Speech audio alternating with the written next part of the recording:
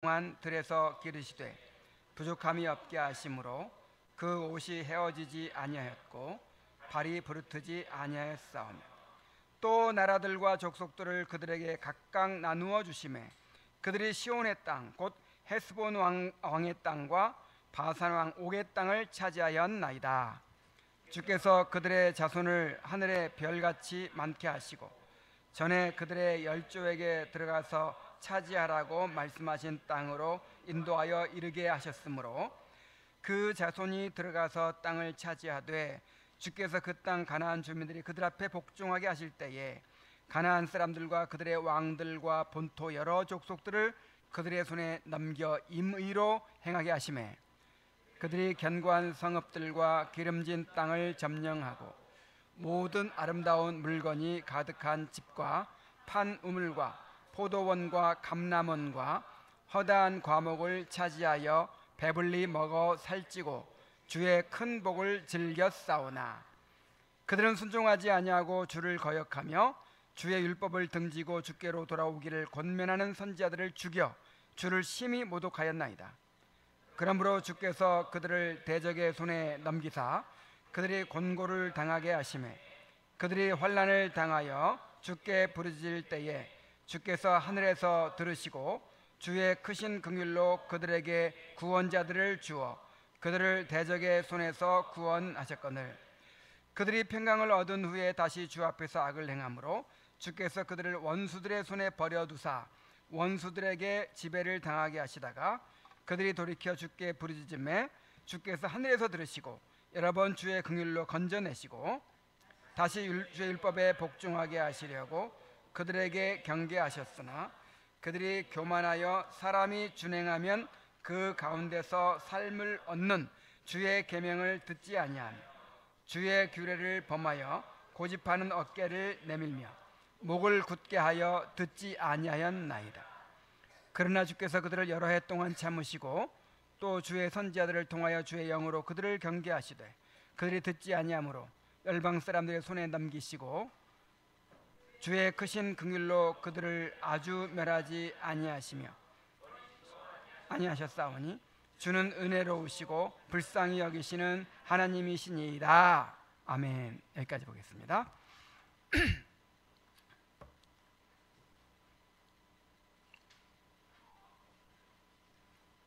계속해서 지나온 역사를 돌아보고 있는데 이스라엘 백성의 죄악에도 불구하고 오래 참으시고 긍휼을 베푸신 은혜에 감사하고 있습니다. 자, 우리가 지나온 역사를 돌아보아야 하는 이유는 첫째로 우리의 죄를 깨닫기 위함이고 둘째로 그 가운데서 하나님의 은혜를 발견하기 위함이고 세 번째로 또 교훈을 얻기 위함이죠. 그래서 앞으로 우리가 어떻게 살아가야 될지를 깨닫기 위함이죠. 그 당시에는 잘 몰랐지만 한참 지나서 돌이켜보면 우리가 그때 얼마나 무지하고 교만하고 패역한 죄인들이었는지를 깨닫게 됩니다. 우리가 얼마나 믿음 없이 행했는지 얼마나 우리가 어리석게 행했는지를 보게 되죠. 그래서 죄를 깨닫는 것도 당시에는 잘 모를 수 있어요. 당시에는 지나고 나서 그것이 어떤 죄였는지를 그때 내 모습을 이렇게 볼 수가 있는 것이죠. 그리고 하나님께서 우리에게 얼마나 오래 참으시고 또 긍휼을 베푸시고 은혜를 베푸셨는지를 또 깨닫게 되죠. 이것도 역시 당시에는 몰라요. 당시에는 지나고 오면은 그때 하나님께서 내게 어떤 은혜를 베푸셨던가 하는 것을 알게 되죠. 그러니까 돌아봐야 되는 거예요. 이렇게 우리의 삶을 돌아보고 발견해야 됩니다.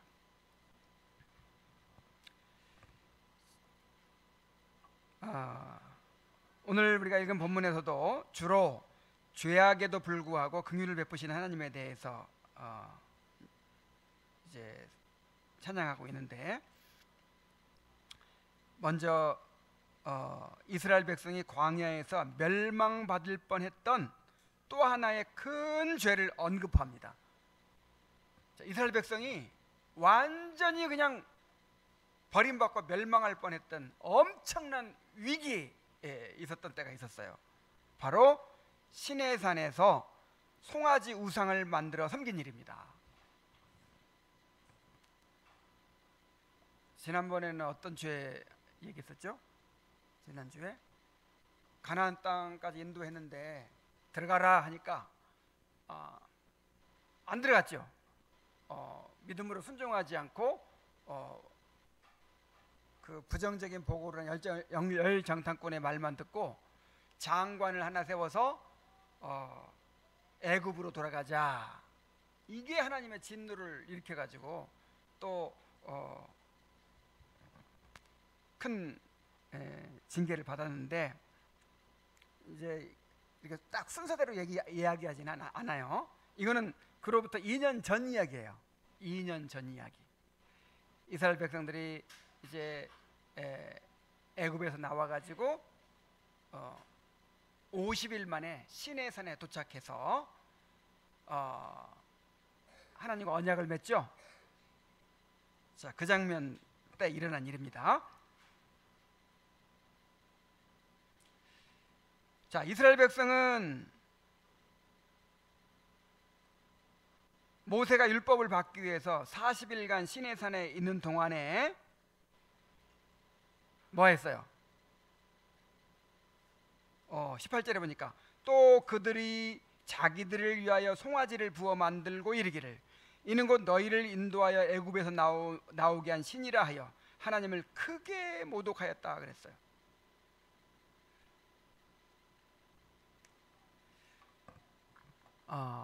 이제 모세가 뭐 하러 갔어요? 시내산에 율법을 받으러 갔죠. 그러니까 지금 시내산에서 하나님과 이스라엘 백성이 뭐 하려고 지금 머물고 있죠? 언약을 맺으려고 머물고 있는 거예요. 다시 말하면 결혼식이에요. 결혼식. 하나님과 이스라엘 백성 간에 이제 결혼식이 이루어지는 거예요. 언약을 맺는 거예요. 자, 언약을 맺으려면 그 언약의 조항이 있어야 할 거 아니에요. 그게 율법이에요. 율법. 그래서 그 율법을 받으러 간 거예요. 모세가 중간 역할을 하는 거죠. 지금 하나님과 이스라엘 백성 사이에서.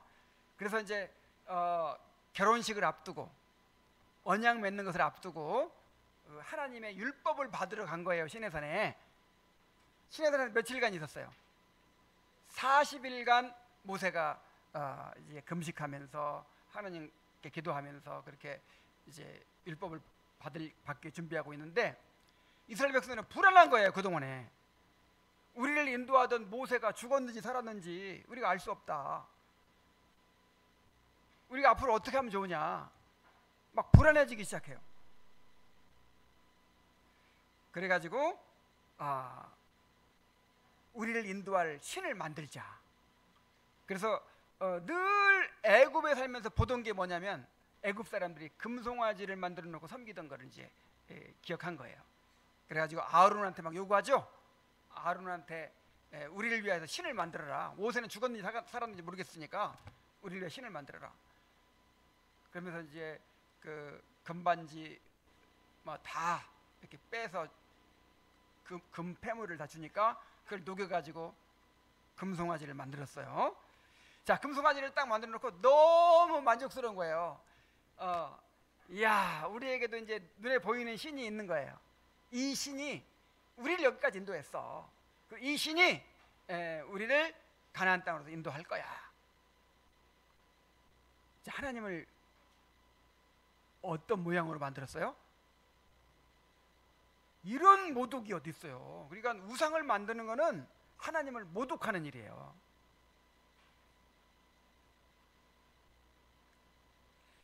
자, 이 죄가 얼마나 큰 죄냐면요, 지금 뭐 하기 전이라고요?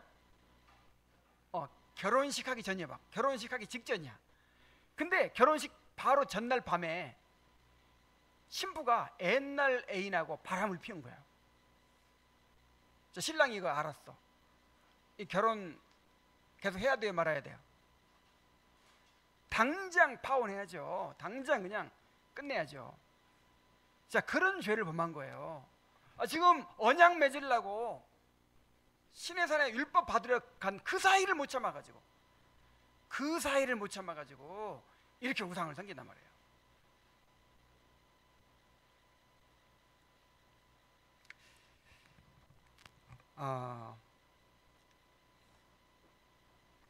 때로는 하나님께서 자기 얼굴을 잠시 감추시는 것도 우리를 위한 것입니다. 때로는 아무런 위로도 없고 아무런 증거도 없고 뭔가 메마른 상태를 허락하실 수도 있어요.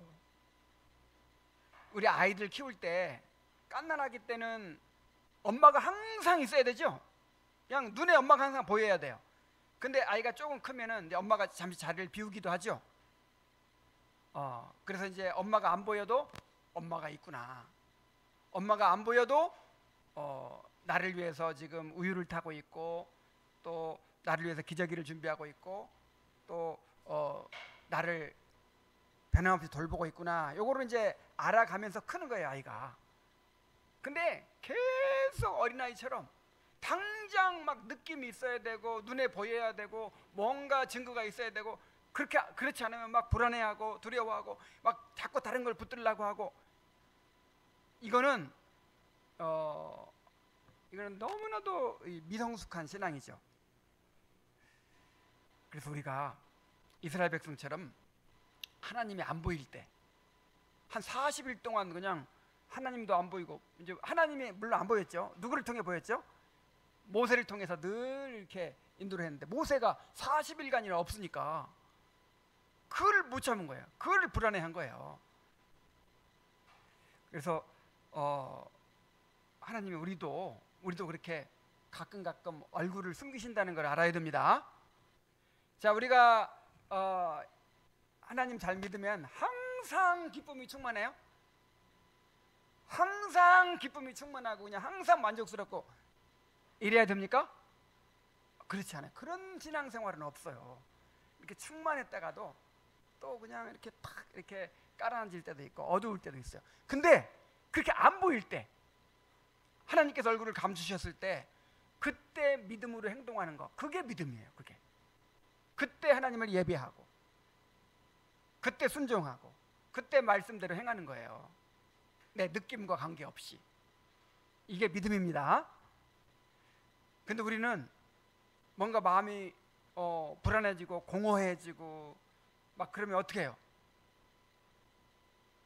사람이 공허하고는 못 살아요. 공허하면 못 살기 때문에 뭔가 다른 걸로 위로를 삼아야 돼. 사람을 의지하든지, 아니면 어떤 세상 즐거움을 의지하든지, 아니면 뭐 다른 것들을 의지해서라도 이 공허한 마음을 채워야 돼. 자, 이러다가 뭘 만들게 돼요?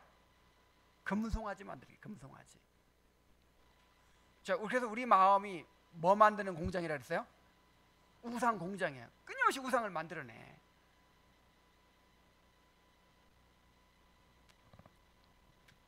자, 모세가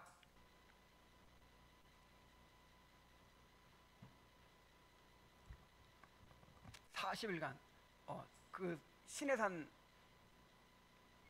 나도 올라가 봤는데 2,500m인가 돼요.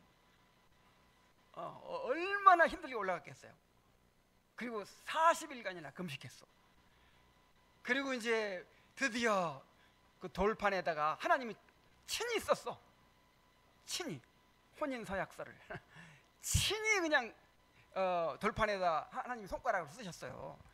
그 돌판을 받아가지고 이제 내려오는 거예요. 드디어 이제 이스라엘 백성이 하나님의 신부가 되는구나.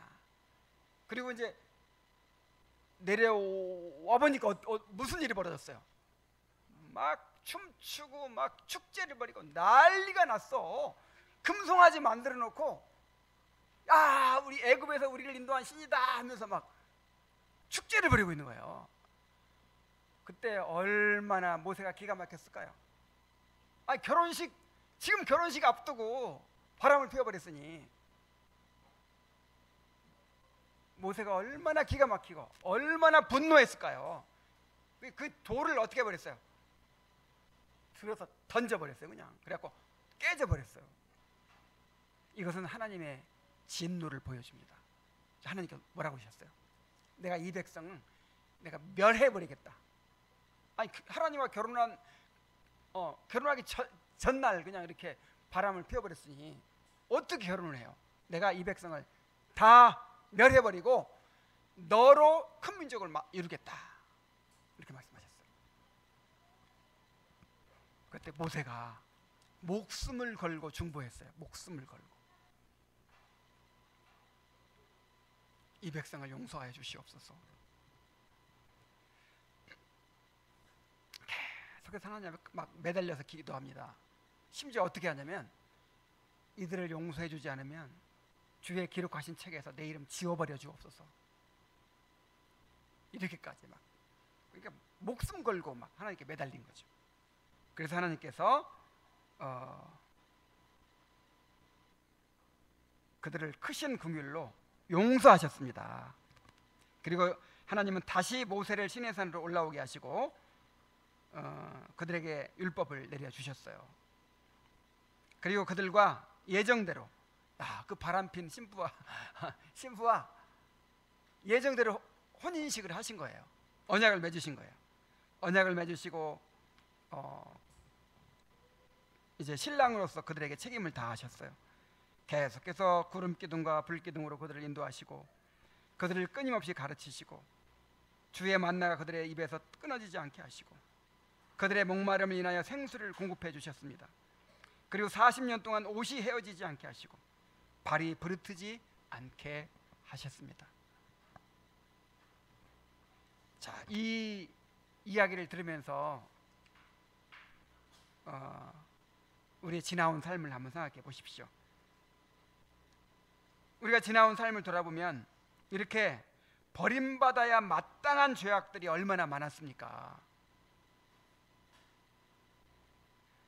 우리는 마음이 간사해서 이스라엘 백성이 모세가 잠깐 안 보인다고 우상을 만들어 섬겼던 것처럼 하나님이 잠깐 얼굴을 감추시기만 해도, 조금만 힘들고 어려워도, 조금만 마음이 공허해도 금방 우상에게로 눈이 돌아갑니다.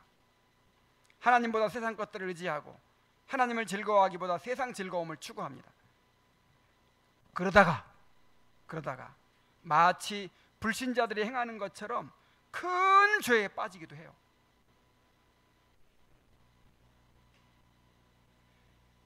그러므로 우리의 행위로 봐서는 벌써 버림을 받아야 마땅한 사람들이었습니다.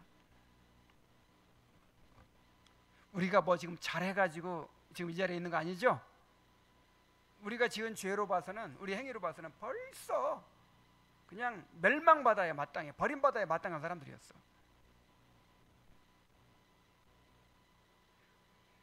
그러나 주님께서 우리를 위하여 중보하여 주심으로 우리가 하나님의 긍휼을 입고 있는 것입니다. 그래서 우리 죄를 기억하고 그 은혜에 감사해야 돼요. 우리가 어떤 죄에서 용서를 받았는지, 하나님이 어떤 긍휼을 베푸셨는지를 기억해야 됩니다. 우리의 지난 죄를 부끄러워하면서 다시는 그러한 죄에 빠지지 않게 되기를 다짐해야 할 것입니다. 자, 또 어떤 일을 기억합니까?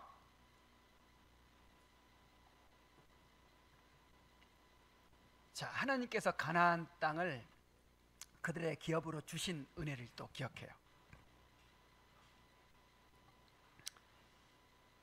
22절부터 보면 또 나라들과 족속들을 그들에게 각각 나누어 주심에 그들이 시온의 땅 곧 헤스본 왕의 땅과 바산 왕 옥의 땅을 차지하였나이다. 주께서 그들의 자손을 하늘의 별같이 많게 하시고 전에 그들의 열조에게 들어가서 차지하라고 말씀하신 땅으로 인도하여 이르게 하셨으므로 그 자손이 들어가서 땅을 차지하되 주께서 그 땅 가나안 주민들이 그들 앞에 복종하게 하실 때에 가나안 사람들과 그들의 왕들과 본토 여러 족속들을 그들의 손에 넘겨 임의로 행하게 하시매 그들이 견고한 성읍들과 기름진 땅을 점령하고 모든 아름다운 물건이 가득한 집과 판 우물과 포도원과 감람원과 허다한 과목을 차지하여 배불리 먹어 살찌고 주의 큰 복을 즐겨 싸우나 그랬죠. 구체적으로 얘기하죠. 그냥 가나안 땅 기업으로 주셨다 이러지 않고 그냥 가나안 땅 주셨다 이렇게 하지 않고 그 가나안 땅에 들어가서 누리게 된 그 축복들을 하나하나 다 이렇게 구체적으로 열거하잖아요. 어떤 의미인지까지 얘기하잖아요. 우리가 이렇게 하나님의 은혜를 기억해야 되는 거예요. 자, 이스라엘 백성은 가나안 땅을 그들의 힘으로 정복할 힘이 있었을까요, 없었을까요? 불가능해요. 한마디로 말하면 그 가나안 땅의 성벽은, 가나안 족속들의 성벽은 높고 견고하며 거기에는 거인 족속들이 살고 있었고, 이 가나안 사람들은 이 철기 문화가 발달해 가지고 철제 무기를 가지고 있었어요. 그래서 이 사람들을 전쟁에서 이기고 정복한다는 것은 불가능한 일이었어요. 자, 그런데 하나님께서 약속하셨기 때문에 그 일을 이루셨습니다.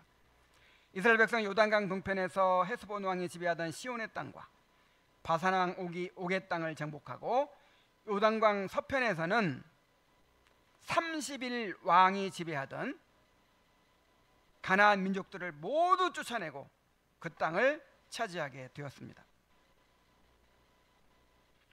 하나님은 그들이 견고한 성읍들과 기름진 들을 점령하게 하시고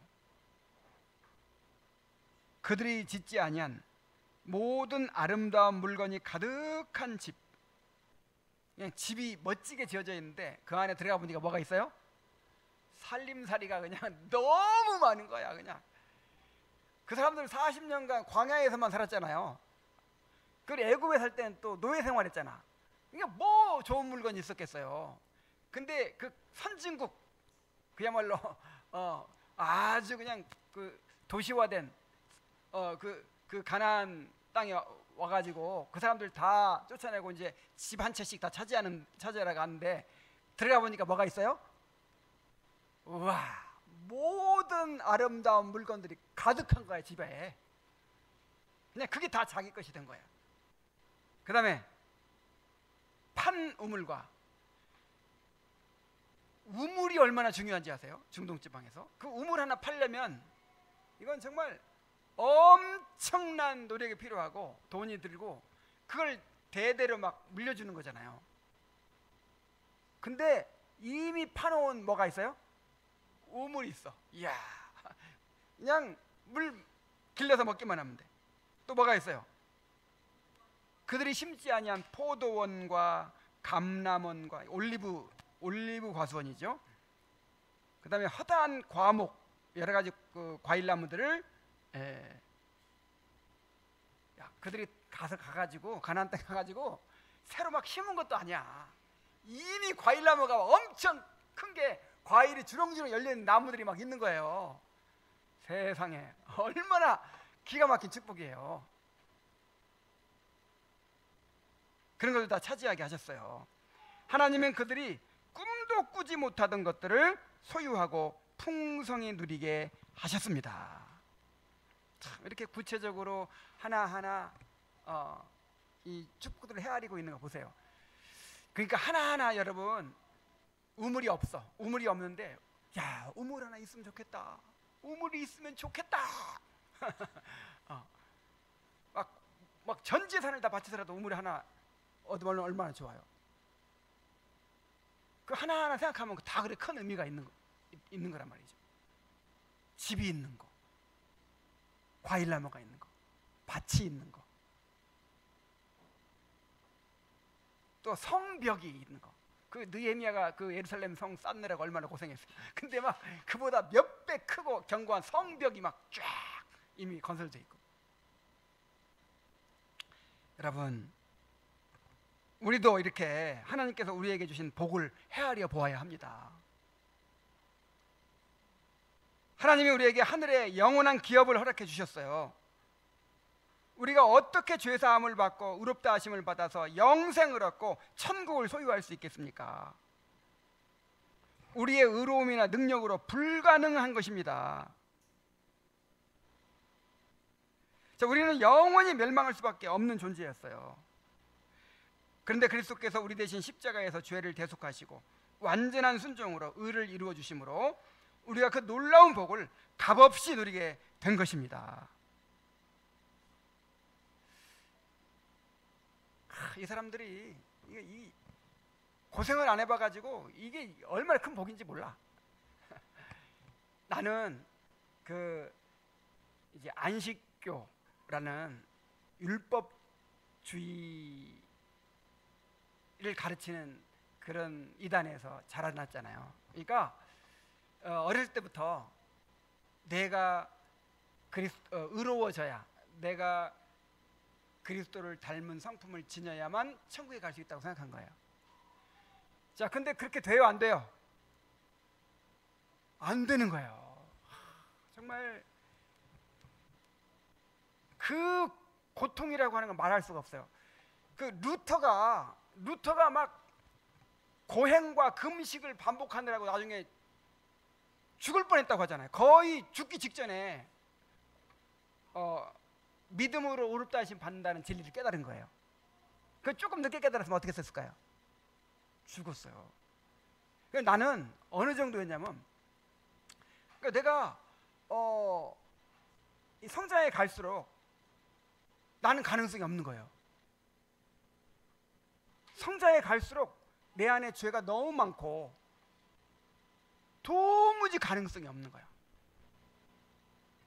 나는요, 중학교 때 이제 결벽증까지 걸렸어. 결벽증 뭔지 알죠? 그냥 온 세상이 다 더러워. 다 더러운 것만 보여. 예를 들어서 멋진 경치를 봐도 저 안에 싹싹 들어가면 저 똥이 있겠지, 뭐 이런 식으로 항상 더러운 것만 생각해. 그게 엄청 괴로운 거예요. 그게 이제 내 안에 늘 그렇게 더러운 죄를 의식하다 보니까. 그리고 밤에 자다가 막 기겁을 해서 막 이렇게 깨날 때가 있어요. 그러니까 예수님이 오셨는데 나만 들림받지 못한 거야. 막 이런 꿈을 꿔요. 얼마나 그 율법의 짐에 눌렸으면. 수고하고 무거운 짐진 자였어 내가. 그때 내가 근데 성인이 되고 나서야, 거의 20살이 되고 나서야 예수 그리스도의 구속의 은혜를 알게 됐다니까요. 그래서 내가 의로워지는 게 아니고 내 공로가 아니고 예수 그리스도께서 이루신 구속의 공로를 말미암아서 내가 값없이 의롭다 안 받고 구원받는다는 사실을 그때 알았어요. 이야, 그때 그 감격이라고 하는 거 이루 말할 수가 없어. 근데 심지어 어느 정도였냐면, 어릴 때부터 늘 그 두려움 속에 사는 거야. 야, 나는 지옥 가게 될 텐데, 나는 천국을 못 가는데, 야, 내가 천국에만 갈 수 있었다면 얼마나 좋을까. 내가 만약에 이 팔 하나를 잘라서 드리고 불구로 살려고 하더라도 내가 평생 그렇게 살겠다. 정말 그런 마음 먹었어요. 어릴 때부터. 예수님도 말씀하셨잖아요. 불구로 살지언정 어디를 가지 말아라? 지옥만은 면하라고 했잖아요. 자, 그런 사람이 이렇게 값없이 구원 받게 되니까 얼마나 감격스러웠겠어요. 몇 날 며칠 막 울었어요.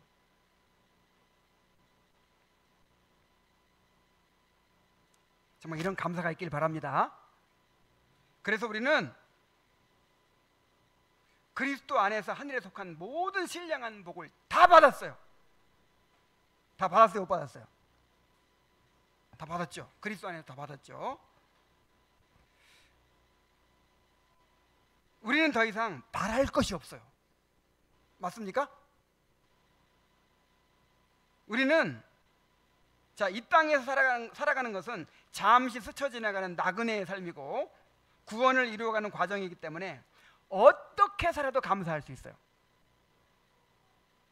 아멘입니까? 자, 우리는 어떻게 살아도 감사할 수 있습니다. 아무것도 안 주셔도 감사할 수 있어요. 자, 그런데도 하나님은 이 땅에서도 엄청난 복을 내려주셨잖아요. 이 땅에서도 우리에게 좋은 나라를 주셨죠. 이야, 정말 우리에게 대한민국이라는 나라에 태어나게 하시고 이렇게 살게 하신 게 얼마나 큰 은혜예요. 우리에게 좋은 교회를 주셨죠.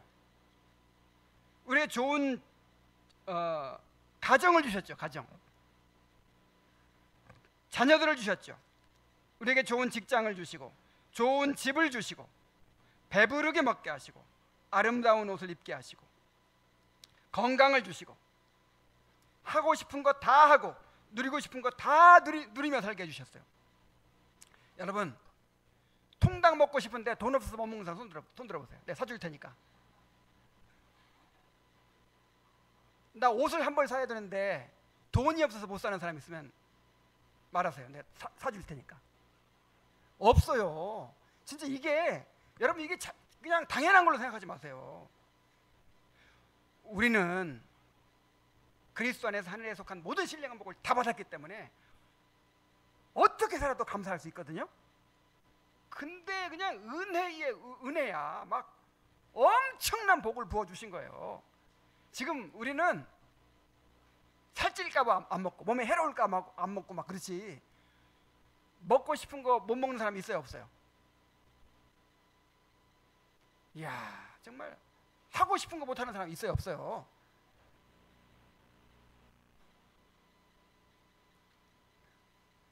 정말 우리가 누리고 있는 것들을 절대로 당연하게 여겨서는 안 돼요.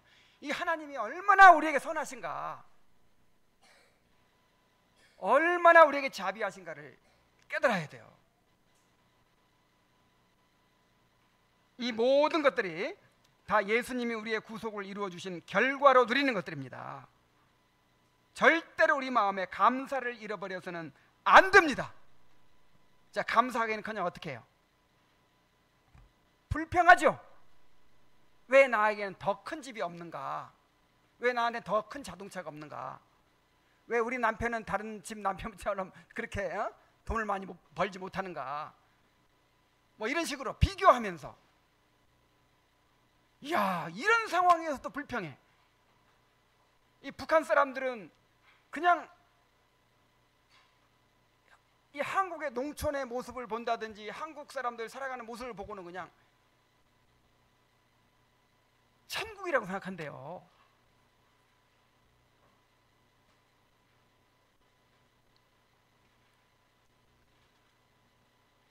자, 이 은혜를 잊어버리고 감사를 잊어버릴 때부터 타락이 시작되는 거예요. 감사를 잊어버릴 때부터. 여러분 마음에 감사가 있습니까? 여러분 밥 먹을 때 항상 감사 기도하고 먹죠? 그냥 기도만 하는 게 아니고 실제로 감사가 있어야 된다는 거야. 밥 한 끼 먹을 때도, 이야, 내가 그냥 굶어봤어야 이 감사를 알지. 참, 밥 한 끼 먹으면서도 감사해야 돼요.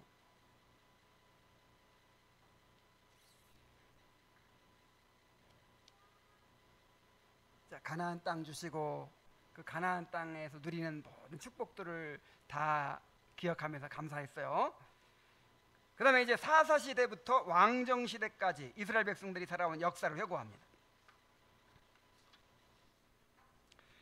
26절에 그들은 순종하지 아니하고 주를 거역하며 주의 율법을 등지고 주께로 돌아오기를 권면하는 선지자들을 죽여 심히 모독하였나이다. 그러므로 주께서 그들을 대적의 손에 넘기사 그들이 곤고를 당하게 하시매 그들이 환난을 당하여 주께 부르짖을 때에 주께서 하늘에서 들으시고 주의 크신 긍휼로 그들에게 구원자들을 주어 그들을 대적의 손에서 구원하셨거늘 그들이 평강을 얻은 후에 다시 주 앞에서 악을 행함으로 주께서 그들을 원수들의 손에 버려두사 원수들에게 지배를 당하게 하시다가 그들이 돌이켜 주께 부르짖으매 주께서 하늘에서 들으시고 여러분 주의 긍휼로 건져내시고 다시 주의 율법을 복종하게 하시려고 그들에게 경계하셨으나 그들이 교만하여 사람이 준행하면 그 가운데서 삶을 얻는 주의 계명을 듣지 아니하며 주의 규례를 범하여 고집하는 어깨를 내밀며 목을 굳게 하여 듣지 아니하였나이다.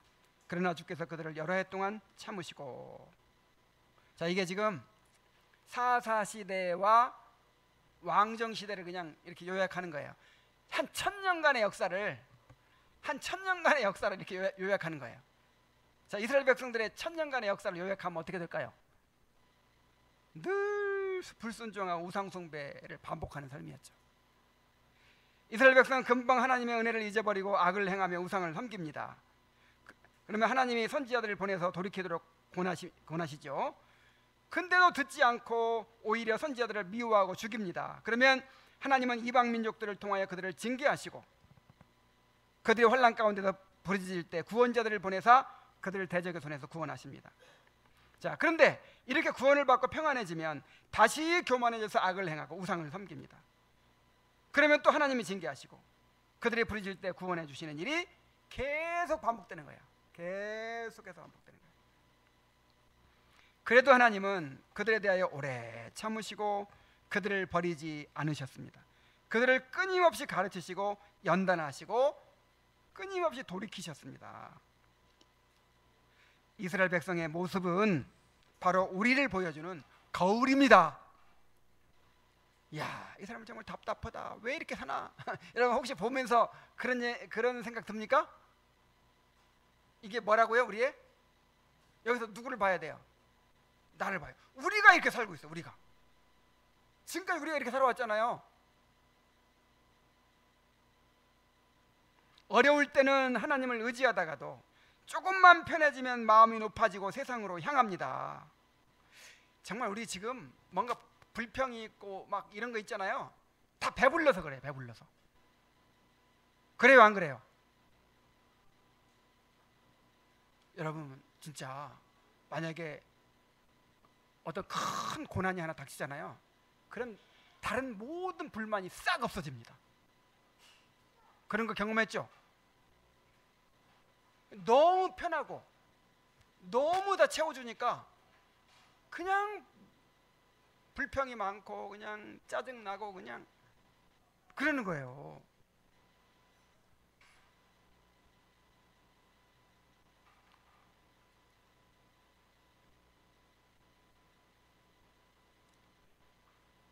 어려울 때는 하나님을 의지하다가도 조금만 편해지면 마음이 높아지고 세상으로 향하죠. 만약 그대로 내버려 두면 우리는 세상으로 나가버리거나 아니면 의무적으로 하나님을 섬기지만 즐거움은 세상에서 찾고자 하는 위선적인 신자가 되고 말 것입니다. 그런데 하나님은 우리를 사랑하시기 때문에 절대로 내버려 두지 않으시고 신실하게 징계하십니다. 그리고 우리가 고난 가운데서 부르짖을 때마다 응답하시고 우리를 건져 주십니다. 하나님은 그토록 더디 깨닫고 더디 믿는 우리를 끊임없이 오래 참으시고 가르치시고 훈련하십니다. 하나님은 우리에 대하여 오래 참고 기다려 주십니다. 그러한 사랑 때문에 우리가 버림받지 않고 이렇게 조금씩이라도 깨달아가고 성장해가고 있는 것입니다. 그래서 우리의 지나온 세월을 돌아보면서 참 그 하나님의 신실하심에 감사하고 찬양해야 돼요. 특히 우리를 포기하지 않으시고 가만 내버려 두지도 않으시고 신실하게 빚어가시는 은혜에 감사해야 합니다. 자, 1000년 역사를 이제 지나갔어요. 그다음 마지막으로 하나님은 이스라엘 백성이 끝내 돌이키지 않으므로 이방 나라에 멸망하게 하시고 포로로 잡혀가게 하셨지만 또 아주 버리지는 않으셨죠. 30절부터 31절입니다. 또 주의 선지자들을 통하여 주의 영으로 그들을 경계하시되 그들이 듣지 아니하므로 열방 사람의 손에 넘기시고도 주의 크신 긍휼로 그들을 아주 멸하지 아니하시며 버리지도 아니하셨사오니 주는 은혜로우시고 불쌍히 여기시는 하나님이심이니이다. 자, 이스라엘 백성은 계속 불순종하다가 징계를 받고 하나님께 부르짖어 구원받게 되는 일을 반복하다가 끝내 이방 나라에 멸망하게 되고 말았습니다. 이스라엘은 아수르에 멸망하게 되었고 유다는 바벨론에 멸망하고 백성들이 포로로 잡혀갔습니다. 이스라엘 민족은 완전히 끝난 것처럼 보였어요. 그러나 하나님은 언약에 신실한 하나님이셨어요. 하나님은 은혜로우시고 불쌍히 여기시는 하나님이셨어요. 사람은 언약을 어길지라도 하나님은 결코 언약을 폐하지 않으십니다. 하나님은 그들을 아주 멸하지도 아주 버리지도 않으셨습니다. 하나님은 그들을 70년 만에 다시 돌아오게 하시고 예루살렘 성전과 성벽을 다시 재건하고 언약 공동체를 다시 세우게 하셨습니다.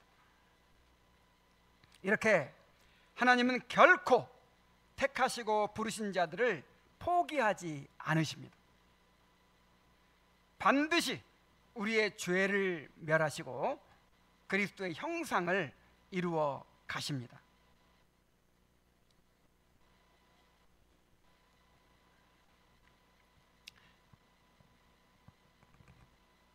여러분, 이스라엘 백성들의 역사, 이스라엘 백성들의 역사가 우리의 그 구원 과정을 보여주는 것이거든요.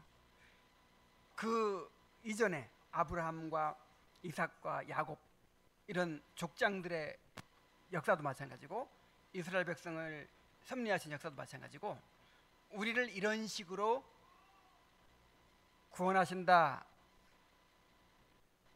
이런 교훈을 주는 거죠. 맞습니까? 그래서 오늘 지난주와 오늘 이렇게 이스라엘 백성의 지난 역사를 회고하는 것을 보면서 뭘 깨달아야 되겠어요?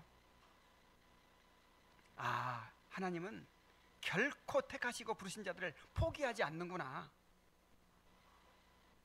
반드시 그들을 내버려 두지 않고 징계하시고 연단하시고 빚어가시는구나.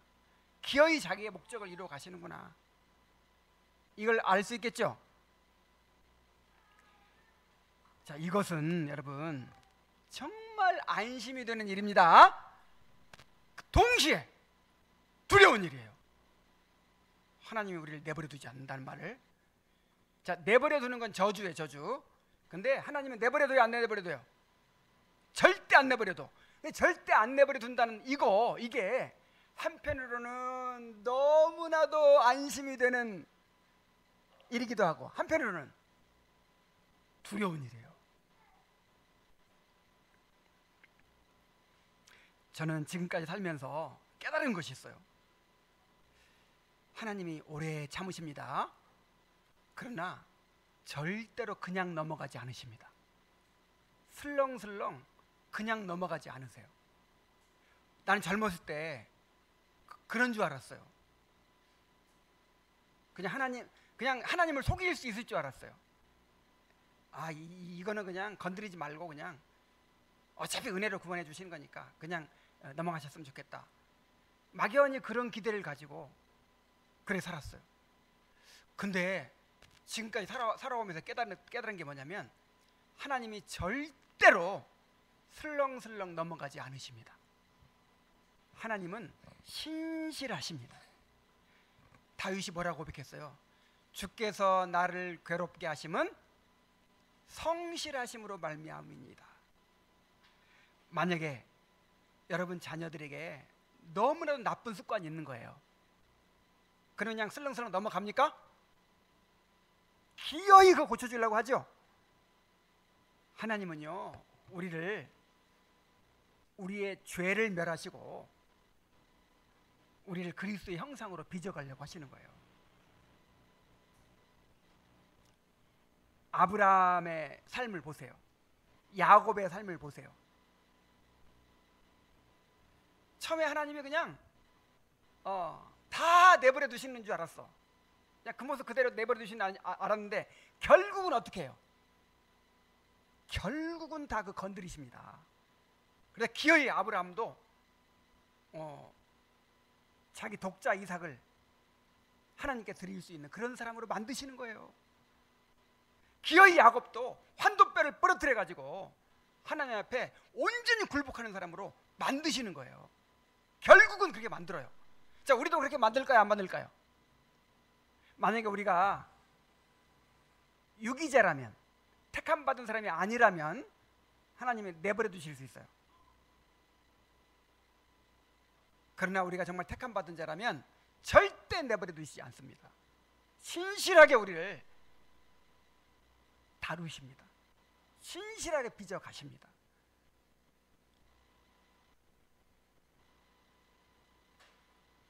그러므로 우리가 두려워해야 되는 것입니다. 절대로 하나님을 이기려고 해서는 안 돼요. 하나님을 속이려고 해서는 안 돼요. 두렵고 떨림으로 우리의 구원을 이루어 가야 합니다.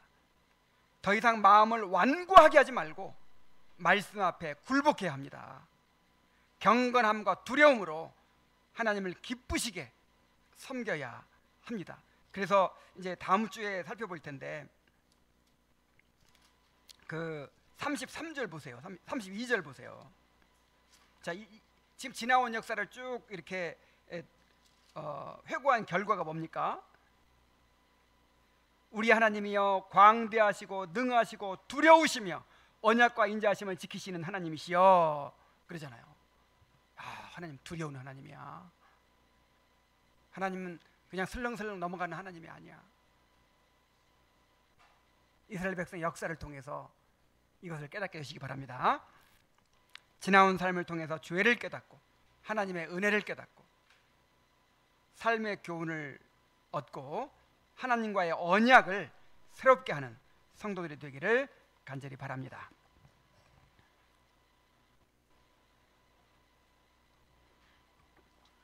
자, 오늘 주신 말씀